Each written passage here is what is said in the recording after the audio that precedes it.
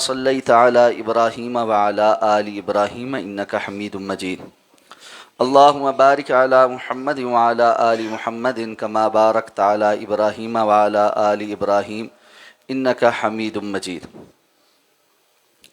عن بریدۃ رضی اللہ تعالی عنہ عن النبی صلی اللہ علیہ وسلم قال المؤمن یموت بعرق الجبین رواہ الثلاثہ وصححہ ابن حبان۔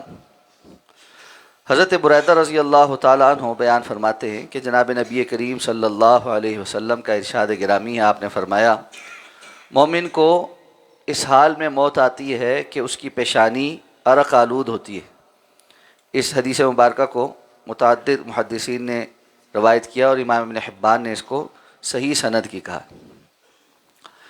کتاب الجنائز میں جنازہ سے متعلق احکام و مسائل ذکر ہو رہے ہیں۔ اس حدیث مبارکہ کو بیان کر کے علامہ ابن حجر العسقلانی رحمہ اللہ نے جو مسئلہ ثابت کی ہے وہ یہ کہ بندہ مومن کے موت کے وقت کی خاتمہ بالخیر کی کچھ نشانیاں ہیں۔ ان میں سے ایک نشانی یہ ہے کہ اللہ تعالیٰ مومن بندے کو جب فوت کرتے ہیں تو اس کی پیشانی عرق آلود یعنی پسینے والی ہوتی ہے۔ محدثین کرام نے اس حدیث کی شرح میں چند باتیں بیان کی ہیں۔ آپ صلی اللہ علیہ وسلم کا ایک اور حدیث میں فرمان، آپ نے فرمایا انما الاعمال بالخواتیم، اعمال کا دار و مدار خاتمے پر بھی ہے۔ انسان کا خاتمہ بالخیر ہو جائے یہ اس کی نیکی کی دلالت ہوتی، اللہ تعالیٰ اس کو خیر پر لے جائے، ایمان کی حالت پر لے جائے اور اس کے ایمان کے خاتمے کی کچھ نشانیاں دوسروں کے سامنے ظاہر کر دے، یہ اللہ کا فضل ہے۔ لیکن یہ بات ضرور ملحوظ خاطر رہنی چاہیے کہ ایسا ہونا لازم نہیں ہے۔ یہ ضروری نہیں ہے کہ بندہ مومن اس دنیا سے جائے تو اللہ تعالیٰ لازماً اس کے خاتمہ بالخیر کی کوئی نشانی دوسروں کے سامنے ظاہر کر۔ مثلاً ایک بندہ بیماری پر فوت ہوا، دیگر احادیث ہمیں یہ پتہ چلتا ہے کہ اگر اس بندے نے اپنی بیماری پر صبر کیا اور اللہ نے اس کے گناہوں کو دھو ڈالا اور وہ پھر اس کی وجہ سے اللہ کے سامنے ایسے پیش ہوتا ہے کہ اس کا کوئی گناہ باقی نہیں ہوتا۔ دیکھنے والے لوگ کہتے ہیں کہ جی دیکھو کتنی سختی کے ساتھ فوت ہوا، کتنی تنگی اور تکلیف میں فوت ہوا۔ بظاہر وہ تنگی تکلیف میں ہوتا ہے، لیکن گناہوں کے دھل جانے کی وجہ سے بہرحال اس کا خاتمہ خیر پر ہی۔ اس لیے وہ علامات جو احادیث میں ذکر ہوئی ہیں، اگر اللہ یہ کسی کو نصیب کر دے تو یہ خوش قسمتی کی بات، اور اگر بسا اوقات ایسی کوئی علامت ظاہر نہ ہو اور بندہ بظاہر مومن ہو تو اس کے بارے میں بدگمانی نہیں کرنی چاہیے۔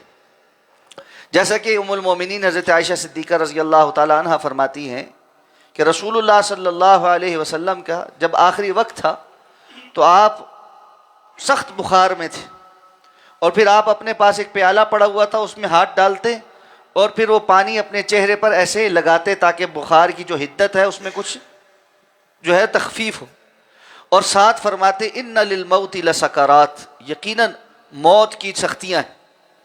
ماں جی فرماتی ہیں رسول اللہ صلی اللہ علیہ وسلم کی یہ کیفیات دیکھنے کے بعد مجھے کبھی کسی کے موت کے وقت کی سختی پر اچنبھا نہیں ہوا کہ یہ بندہ کیوں موت کے وقت سختی میں ہے۔ اگر رسول اللہ صلی اللہ علیہ وسلم کا دنیا سے تشریف لے جانے کا وقت بھی مشکل تھا تو باقی کس کے لیے آسان۔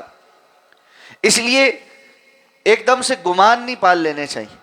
ہاں اللہ تعالیٰ کوئی خیر کی بات دکھا دے تو اس پر پیچھے جو موجود لوگ ہوتے ہیں ان کو ایک تسلی بھی ہو جاتی ہے اور ایک خوشخبری بھی ہوتی ہے کہ بندہ خیر پر گیا ہے۔